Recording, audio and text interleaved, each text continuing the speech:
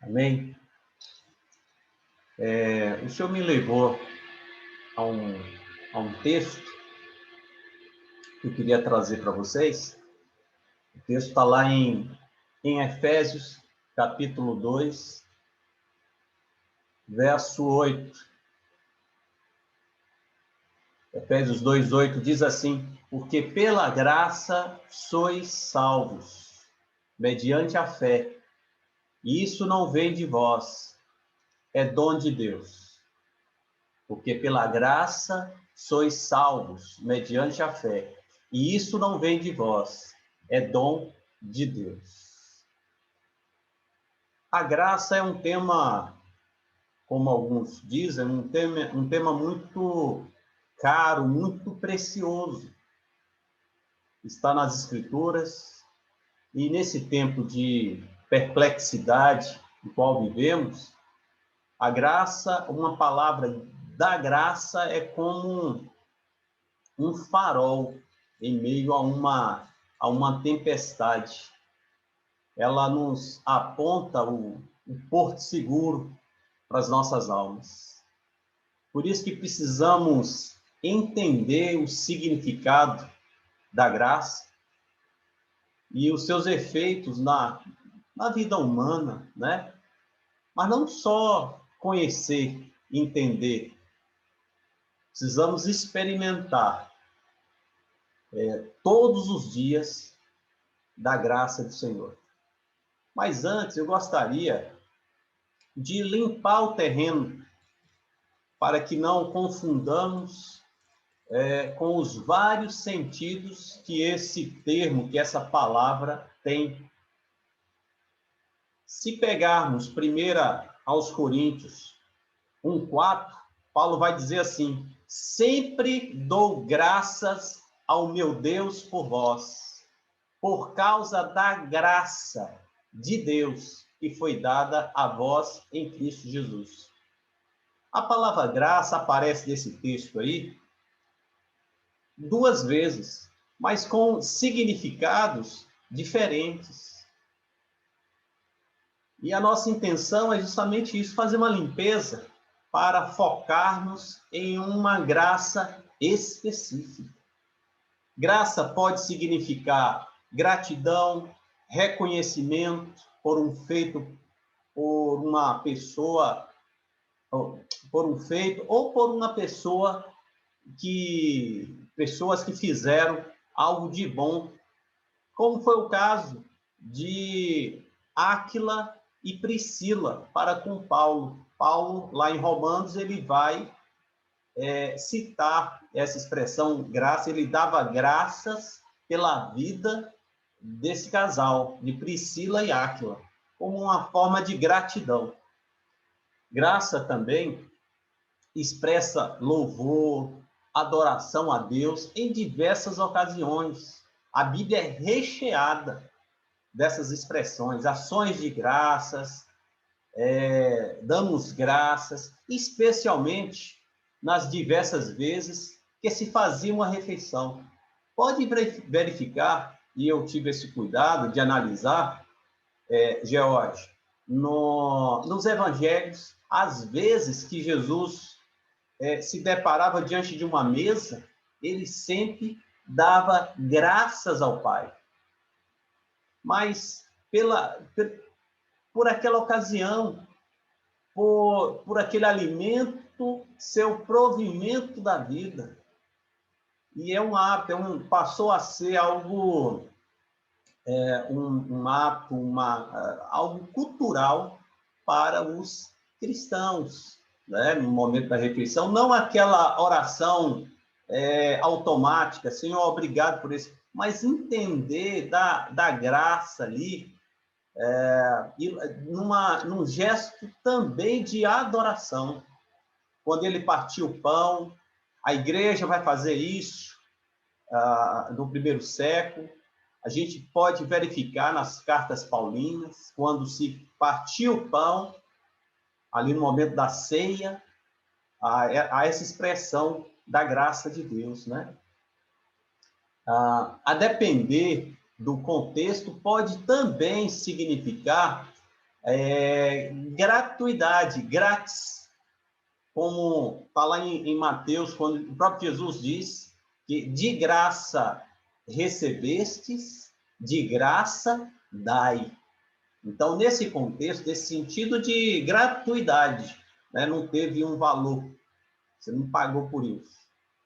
É muito utilizado, ou muito utilizada, eu me refiro aqui à palavra graça, no início e no final das cartas apostólicas, no sentido de benevolência, de generosidade de Deus para com os homens. Pode verificar, e aí eu peço depois vocês, façam um exercício, veja em praticamente todas as cartas a graça acompanhada da paz. Graça e paz para com vós. E no final das cartas, veremos novamente que a graça do Senhor seja contigo. Então, é uma palavra que está ali, muito presente nos nossos olhos, aos nossos olhos, né? Ali nas Escrituras.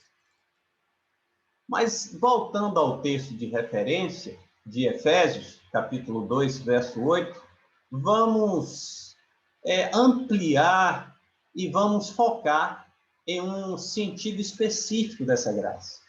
Então, o texto diz: porque pela graça sois salvos, mediante a fé, e isso não vem de vós, é dom de Deus. Eu gostaria que você prestasse assim, bastante atenção a esse sentido, que nos concentraremos nesse tempo.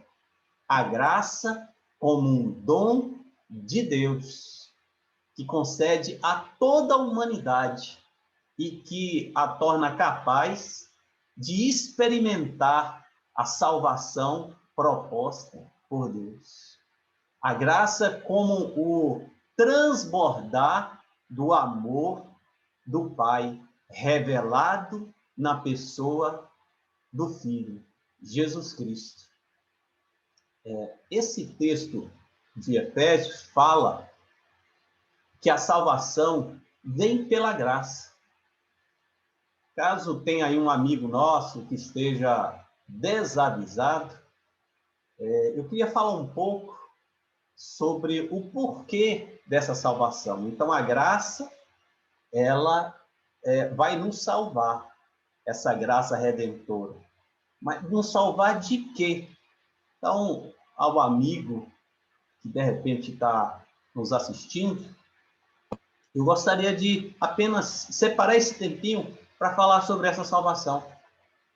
As Escrituras nos dizem que o homem e a mulher foram formados à imagem e semelhança de Deus. Isso está lá em Gênesis. Eles tinham consciência de si, do mundo e de Deus. O Senhor os criou com um propósito. Acontece que eles receberam uma proposta para se tornarem independentes de Deus. Eles tinham o necessário. E no que tange a esse aspecto da imagem e semelhança de Deus, né? O ser humano, o homem, foi o único, ou é o único, que tem consciência de si, consciência do mundo e consciência do Criador. A gente não vai ver nenhum animal se prostrando a um ser superior, ao próprio Deus. Só em desenho que acontece isso, né? Em filme. Mas na vida real, apenas o homem, independente da época, da geração, da localização, o homem sempre se prostra. Por que ele se prostra a algo superior? Por causa do espírito que há nele. Ele é formado, ele tem um espírito, né? Corpo, alma e espírito. E, como eu disse, eles receberam uma proposta para se tornar autônomos. Autonomia, essa condição, né, de independência. Olha o que diz o livro de Gênesis.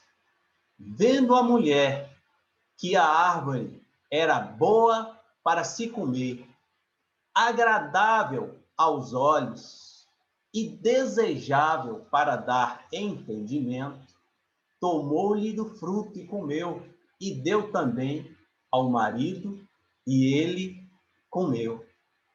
Isso está em Gênesis 3. A partir daquele momento, um elemento estranho entrou no mundo, o pecado. Por causa disso, toda a humanidade se afastou da presença de Deus. As Escrituras nos dizem que não há um justo sequer. Todos pecaram. Houve uma mancha na humanidade. Todos. E essa vida, essa presença com Deus foi voltada, foi direcionada para dois aspectos da vida humana, que é o hedonismo e o egocentrismo. Hedonismo é esse sistema, essa prática voltada ao prazer. Então, se percebermos essa nossa sociedade, por exemplo, como ela é hedonista, o que ela procura? O prazer. Ela está chegando, essa geração está chegando no limite do prazer, seja para com as drogas. Gente, a quantidade de drogas que surge no sexo, no consumo.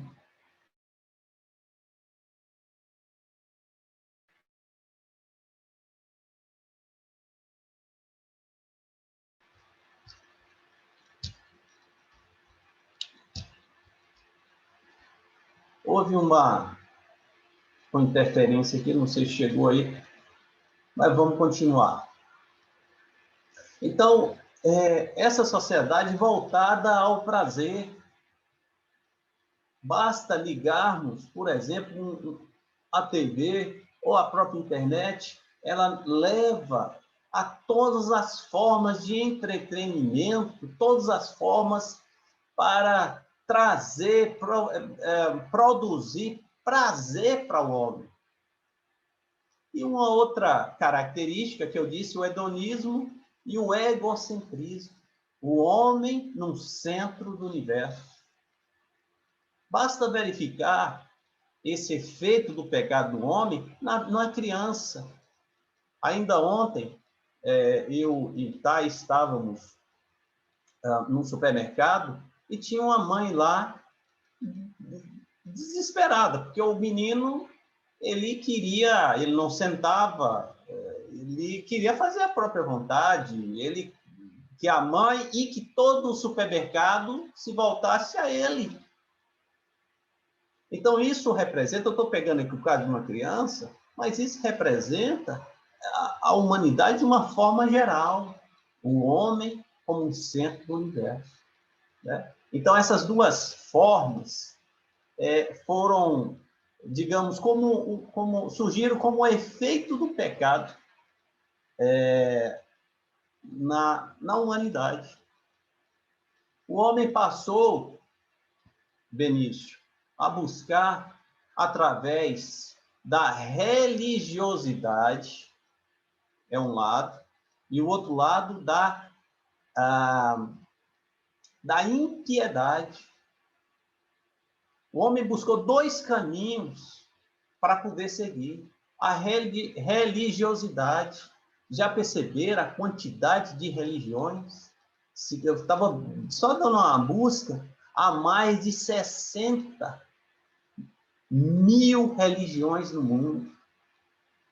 Cada uma apresentando uma maneira, uma forma de responder ou de tampar aquele vazio, aquele buraco que o pecado fez no homem, né? Religiosidade. E também a impiedade. A impiedade, e aqui me permita só falar um pouquinho, impiedade, eu vou trabalhar o contrário para dar o significado dela, né? Impiedade e piedade, é o contrário de piedade. O que é uma vida piedosa? É uma vida de devoção, uma vida que busca, uma pessoa que busca a Deus, não no final de semana, mas na vida em si, no seu cotidiano, busca uma vida, busca através da oração, através da palavra, a presença do Senhor. E a impiedade é o contrário. A impiedade é tomar um outro caminho que se distancia de Deus. Não necessariamente a gente enxergar aquela pessoa que vive na prática do pecado, aqueles pecados cabeludos. Não, basta a pessoa não buscar a presença de Deus, ela pratica a impiedade. Tá? E eu queria apenas pontuar essas duas questões, né? E estamos vivendo assim num mundo que a impiedade ela tem sido assim vendida, anunciada, propagada. Me permita ler aqueles Salmos 2, verso 1 a 3, ao que diz: porque se enfurece as nações e os povos imaginam coisas vãs. Os reis da terra se levantam e as autoridades conspiram contra o Senhor e contra o seu ungido, dizendo: vamos romper os seus laços, sacudir de nós as suas algemas. Esse texto de Salmos 2 é um texto atual. Irmãos, irmãs, a gente percebe como as pessoas estão se afastando de Deus de maneira deliberada. Não queremos Deus na nossa vida. Basta olharmos para todas as áreas da sociedade, na educação, vejam o que está pautado nos currículos, na área da filosofia, na economia, na cultura, rompendo com tudo aquilo, no meio jurídico, né? Todos os princípios, tudo aquilo que esteja relacionado a princípios bíblicos, a sociedade está rompendo. Vamos romper. Estamos num país laico, e aí utiliza toda uma nomenclatura, que aqui não vem ao caso, para romper com tudo aquilo que se diz Deus. Há nações que foi proibido sites relacionados às escrituras. Você não pode acessar nada, é perseguido se você falar de Deus. Então, esse é o mundo. E nós, e aqui trazendo para uma realidade, que a proposta aqui é de falarmos sobre a graça que nos salva, não salva deste mundo, nos salva das garras do diabo, nos salva de nós mesmos. Eu estava conversando certa vez com uma terapeuta e eu disse para ela que o ser humano era mau. Ah, irmãos, essa terapeuta se rasgou. Não, o homem é bom. O homem tem uma natureza muito boa. Eu disse, não. No princípio não era assim. Lá o homem pecou, fui falar para ela que nós somos maus.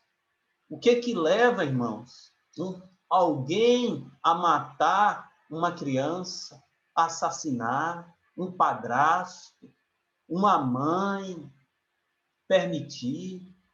ou um jovem, eu só estou aqui atualizando muitas vezes o que eu não assisto TV, mas a gente pega uma informação daqui, a gente fica até seletivo. Embora meu jornal são as escrituras, né? Ou são as escrituras. Então, esse ataque que aconteceu essa semana de um jovem, 18 anos, matar crianças com menos de 2 anos de idade, você chama isso de bondade? É o que é ventilado, o que está na pauta, por exemplo, dos filmes ou dessas produtoras. O que consta lá? Né? Então, nós somos maus e a graça vem para nos livrar de nós mesmos, nos livrar desse mundo, nos livrar das garras do diabo e do inferno. Porque Deus, quando falou para Adão, ele falou que se comesse daquele fruto, ele morreria. Então havia ali uma sentença e o homem, deliberadamente, ele come daquele fruto, no desejo de se tornar autônomo, independente. Então a condenação veio para todos. Só que Deus trouxe a salvação. A salvação veio porque Deus amou o mundo de tal maneira que deu o seu único filho para que todo aquele que nele crê não pereça, mas tenha a vida eterna. Oh, irmãos, que palavra é essa? Que bálsamo, que alegria podermos desfrutar dessa palavra, uma palavra de esperança, uma palavra de paz. O Senhor é a nossa paz. O Senhor é aquele que nos resgatou do império das trevas. Como é bom podermos falar sobre isso, dessa bondade de Deus. Estávamos condenados ao inferno. Estávamos. Mas o Senhor, ele nos amou. Ele doou a sua vida. Olha a obra de Jesus. Jesus, ele doa. Jesus não foi assassinado. Ele não foi assassinado. Ele se doou. Isso é o que as Escrituras dizem. Isso revela, irmãos, a graça redentora de Deus. A graça redentora. E essa graça, irmãos, ela é a junção da justiça e do amor de Deus. Ela junta, ela compacta, ela une a justiça de Deus. Um justo morrendo pelos pecadores. A justiça foi cumprida. Oh, irmãos, não há justiça neste mundo. Não há, não há. Tem pessoas que acreditam e ainda falam assim, a justiça tarda, mas não falha. Oh, irmão, não é verdade. Nós vivemos num mundo injusto. Vocês acham que há justiça? Daqueles que produzem leis, daqueles que manipulam leis. As leis são feitas, parece, né? Que as leis foram criadas para serem interpretadas pelos advogados de plantão, infelizmente. Então, Jesus, ele junta, ele pega a justiça, algo daquilo que Deus havia estabelecido, e ele cumpre com isso. Mas ele também pega o amor do Pai. Oh, irmãos, que coisa preciosa, a justiça e o amor. Isso é a graça de Deus. Jesus une esses dois elementos. A graça, então, é aquilo que recebemos sem sermos merecedores. Eu vou repetir. A graça é aquilo que recebemos sem ser merecedores. Significa também aquilo que merecíamos e não recebemos. Eu vou explicar. Nós merecíamos o inferno, nós merecíamos a punição e não recebemos. A graça fez com que não recebemos isso. Mas aquilo que não merecíamos, que era a salvação, que era a presença do Pai, nós não merecíamos. E a graça redentora vai nos dar. Olha que preciosidade, coisa boa essa. Graças a Deus pela vida de Jesus, graças a Deus pela sua obra, graças a Deus, porque o Senhor não é mérito nosso, não estamos aqui, não foi, porque eu me esforcei e hoje eu estou. Não, é a graça de Deus. A fé que brota no meu e no seu coração é mediante o amor de Deus. Nós temos um homem, irmãos, com as mãos feridas no céu, mostrando para o pai: Pai, olha, eu perdoei a vida de Anderson. Está aqui, Senhor, o preço. A justiça e o amor estão aqui. E o pai acolhe Anderson. Isso é a graça de Deus, irmãos. Amém? Vamos continuar. Queria voltar um pouquinho ao texto de Efésios 2.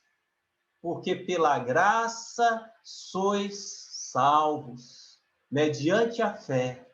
E isso não vem de vós, é dom de Deus. Vendo esse versículo ao contrário, de trás para frente, já dissemos que a graça é um dom de Deus, que não vem de nós, e sim do alto.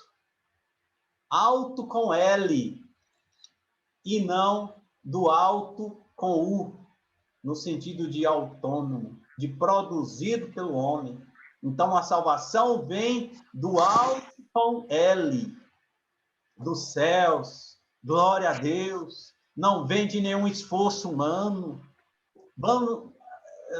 Glória a Deus por isso. Vamos nos deter um pouco sobre o meio que conduz à graça, como o texto diz aí.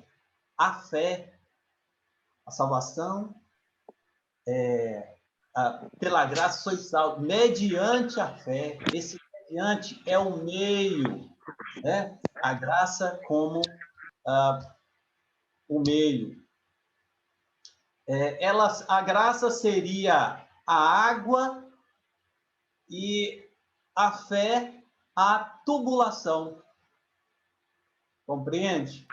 A graça seria a água e a fé a tubulação que conduz a fé, né? Desculpa, a água ou a graça.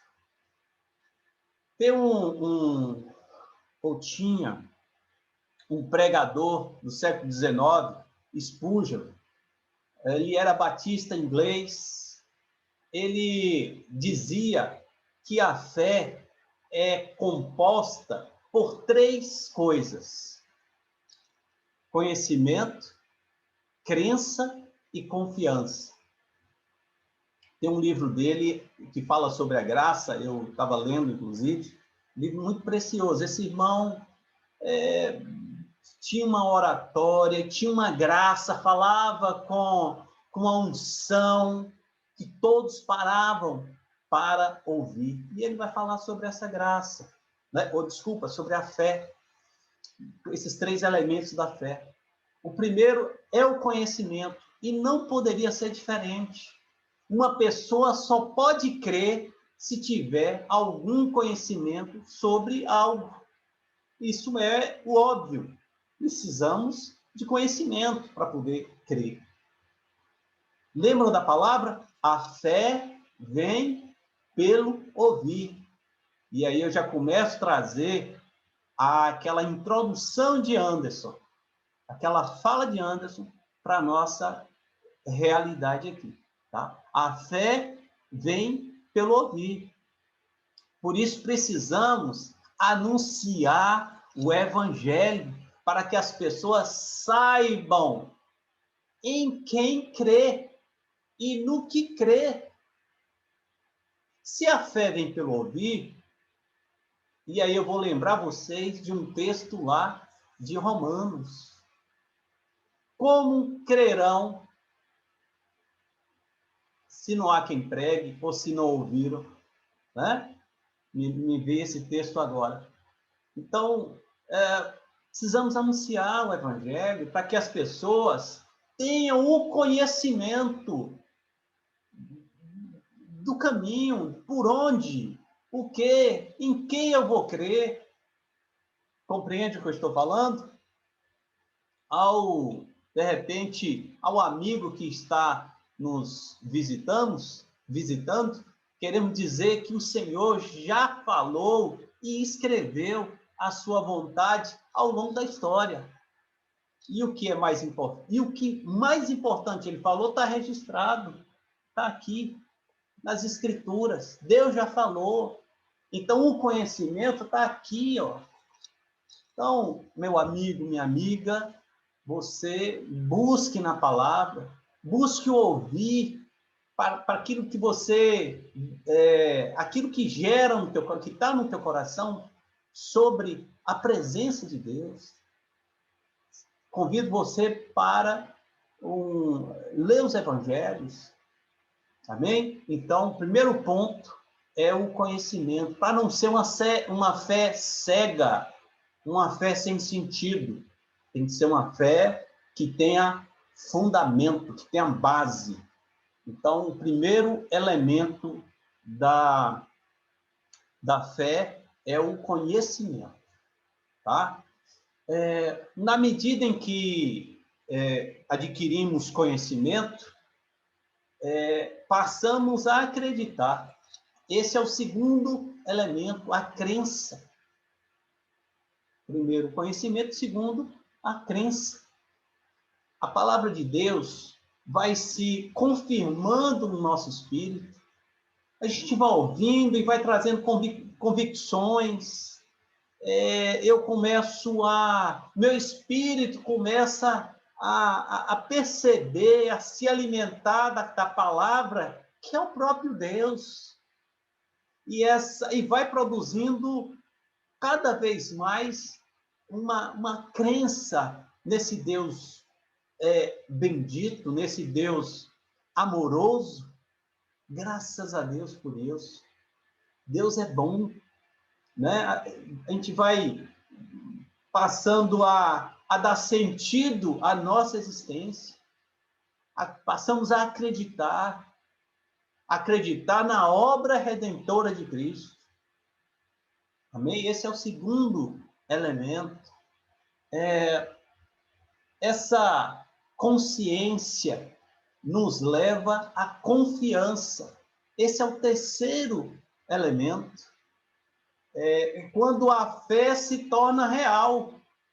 Então, eu tenho conhecimento, eu creio e confio. Nós confiamos no Senhor e na sua palavra. Glória a Deus. Confiamos naquilo que o Senhor diz. Confiamos nas promessas dele a respeito de nós, que uma gota do seu sangue seria capaz de nos lavar de todo o pecado.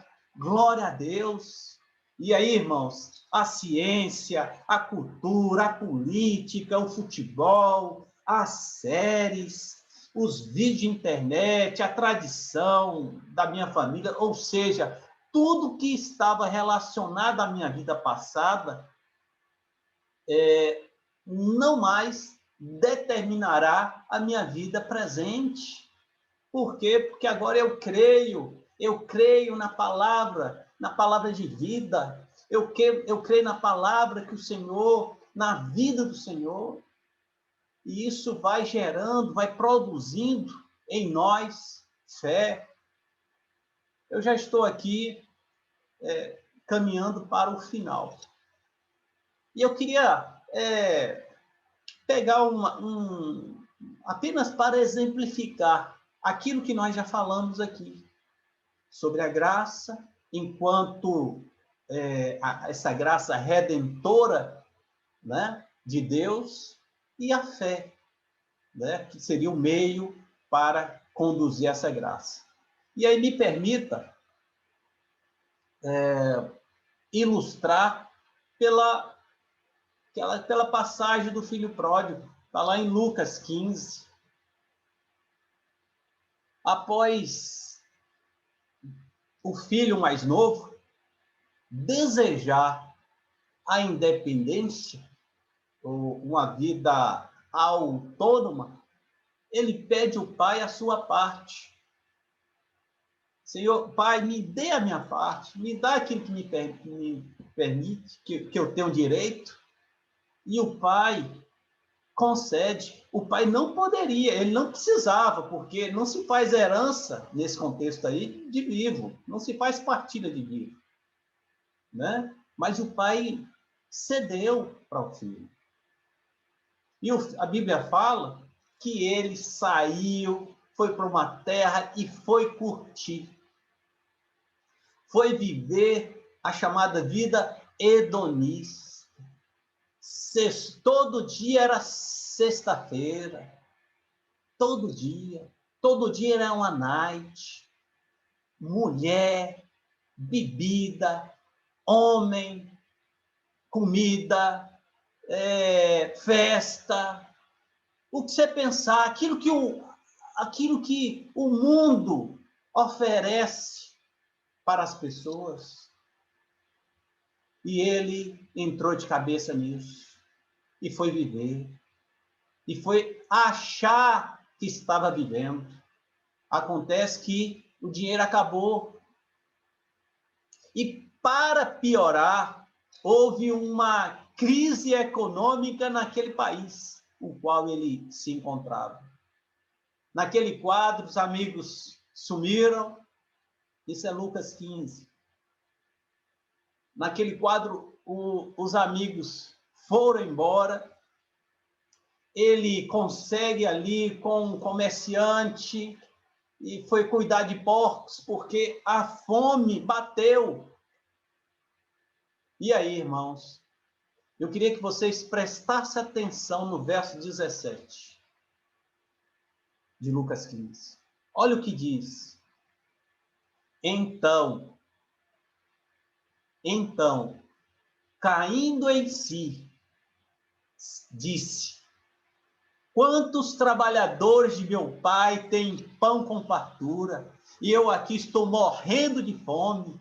Vou me arrumar, voltar para o meu pai e lhe dizer: pai, pequei contra Deus e diante do Senhor, já não sou digno de ser chamado de seu filho. Trata-me como um dos seus trabalhadores. O texto começa no então, e depois ele diz o seguinte: caindo em si. Isso, irmãos, o texto diz, esse cair em si significa de consciência. Consciência. Ele entendeu a situação a qual ele estava vivendo. Me permita aplicar, não interpretar, porque a parábola não se interpreta, é a ideia, né? Mas me permita aplicar. Ele se lembrou, de sua origem, ele se lembrou da sua identidade, quem ele era. Ele se lembrou do que ele vivia e ouvia. Ele se lembrou, por isso que ele caiu em si. Ele se percebeu, olha onde eu estou. E aí ele começa a fazer o quê? Comparações.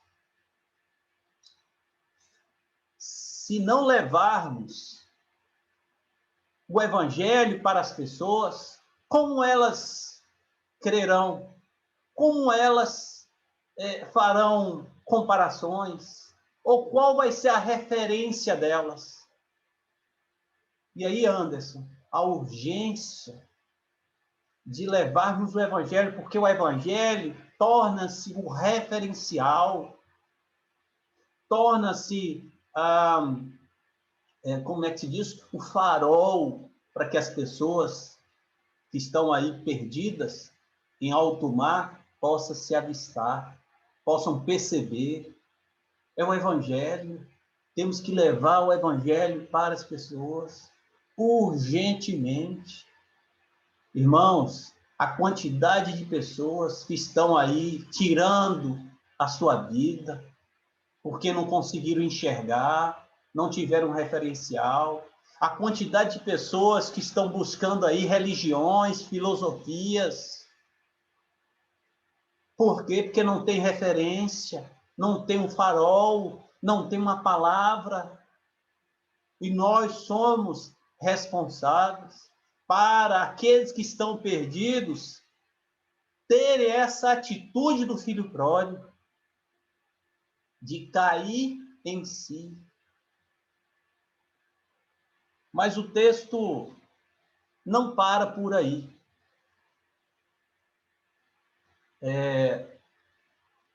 Olha o que diz em seguida. E arrumando-se, foi para o seu pai.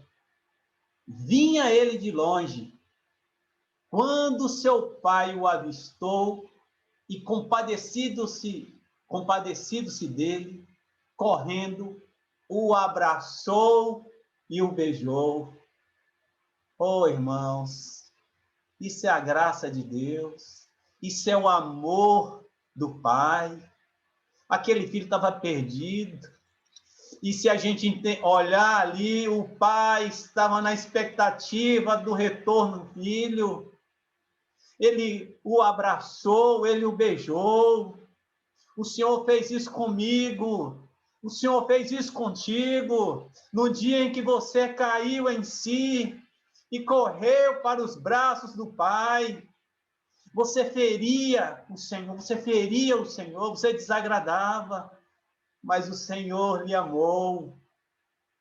O Senhor lhe abraçou, o Senhor lhe beijou. Isso é a demonstração da graça de Deus. Oh, irmãos, isso não se explica.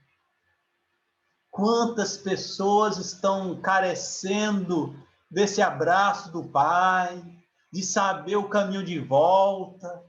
Quantas pessoas? Que responsabilidade nós temos, irmãos? Que responsabilidade. E se seguíssemos essa história, né, do filho, logo que ele abraça o filho, ele pede para os trabalhadores com uma urgência para que tragam um anel, para que tragam a melhor roupa e uma sandália. O pai quis dar a identidade do filho. Nós somos filhos. O Senhor nos deu. O Senhor reafirmou a nossa identidade por causa dele, do amor dele por minha vida e por tua vida. E por aqueles que estão participando, estão ouvindo. Ele nos deu essa identidade de filho. Somos filhos de Deus. Temos um anel, temos uma roupa limpa e nova. Temos uma sandália. Temos uma identidade. O Senhor celebrou esse dia. Chamou os demais, vamos fazer uma festa, que esse meu filho estava perdido e hoje foi achado. E que coisa boa! Estávamos perdidos e fomos achados. graças. Esse é o amor de Deus. Esse é o amor de Deus para as nossas vidas. Eu queria concluir, dizendo, fechando, né, o que as Escrituras dizem no final das epístolas, né? Que a graça do nosso Senhor Jesus seja com cada um de vocês. Amém. Amém. Amém. Amém. Amém. Amém.